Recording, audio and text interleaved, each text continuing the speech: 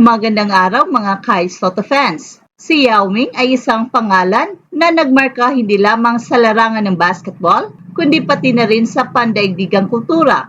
Sa taas niyang 7'6", siya ang nagbukas ng pinto para sa mga Asian na makapasok sa NBA na kilala bilang pinakamataas na antas ng professional basketball. Nagsimula ang kasikatan ni Yao Ming nung pinangunahan niya ang Shanghai Sharks sa Chinese Basketball Association o CBA Championship bago tuluyang sumabak sa NBA noong 2002 bilang first overall pick ng Houston Rockets. Sa loob ng 8 season, pinahanga ni Yao Ming ang mundo ng basketball.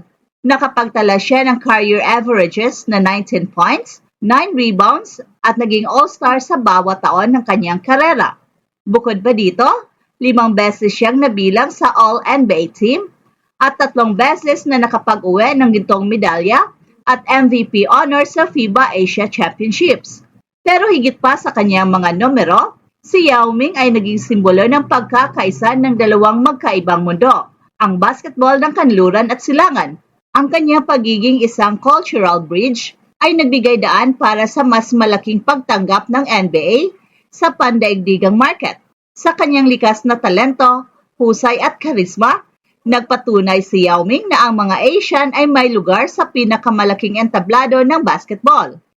May isang bagong manlalaro na maaring magdala ng parehong epekto at siya ay walang iba kundi si Kai Sotto.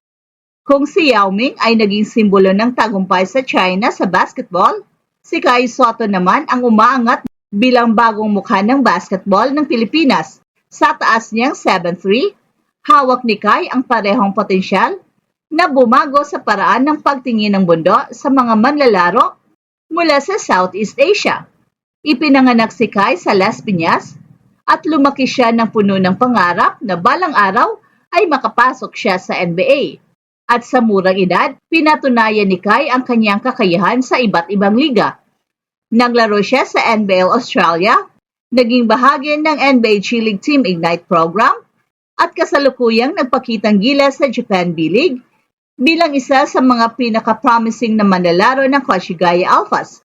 Sa kasalukuyan, nag-average si Kai ng 12.1 points, 9.2 rebounds, and 1.3 blocks kada laro sa Japan B-League, mga numero na nagmumungkahi ng kanyang kahandaan para sa mas malalaking hamon.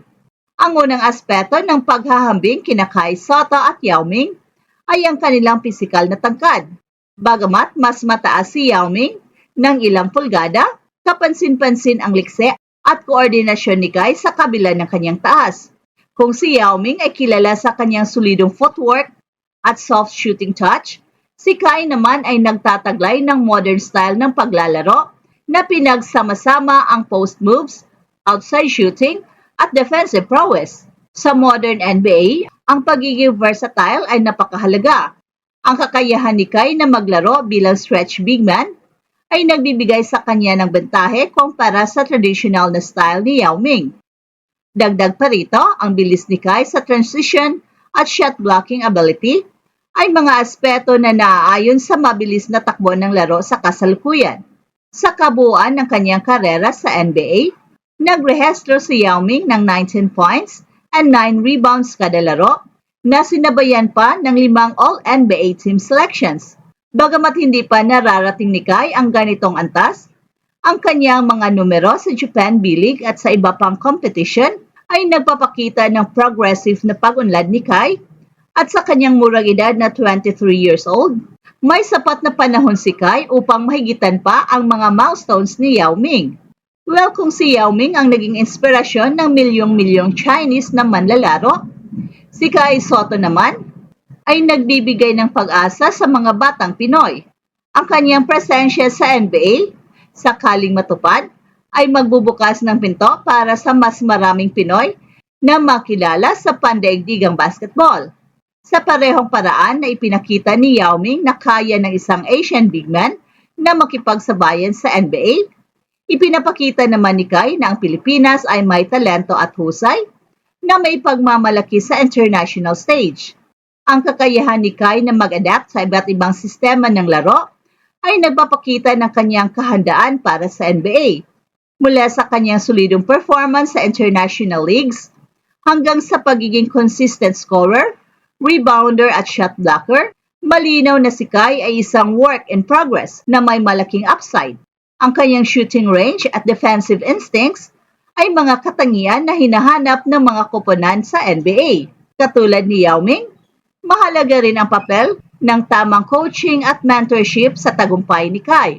Ang kanyang exposure sa iba't ibang liga sa Asia at ang pagsasanay sa NBA G League ay nagbibigay sa kanya ng opportunity na matuto mula sa mga pinakamahuhusay. Ang kanyang patuloy na pag-unlad ay maaring suportahan ng maayos na training at tamang sistema. Well, hindi may kakaila na ang kasikatan ni Kai sa Pilipinas na may populasyon na higit sa 110 million. Tulad ni Yao Ming na naging simbolo ng basketball sa China, may kapasidad si Kai na maging global ambassador para sa basketball sa Pilipinas.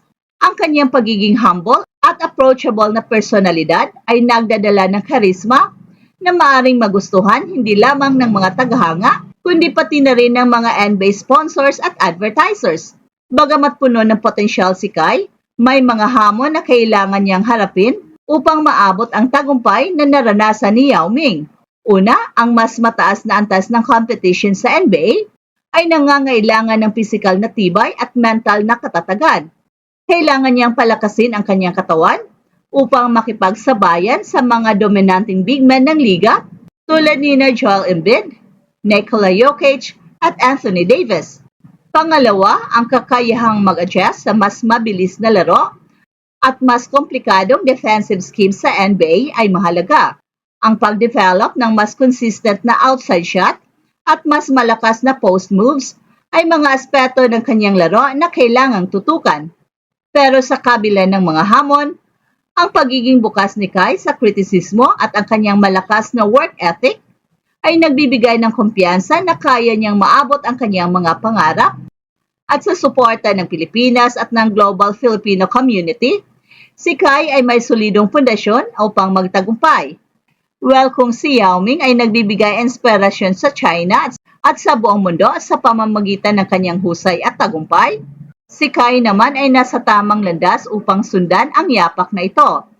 Sa kanyang pisikal na katangian, talento at dedikasyon, may malaking chances si Kai na maging susunod na big name sa NBA.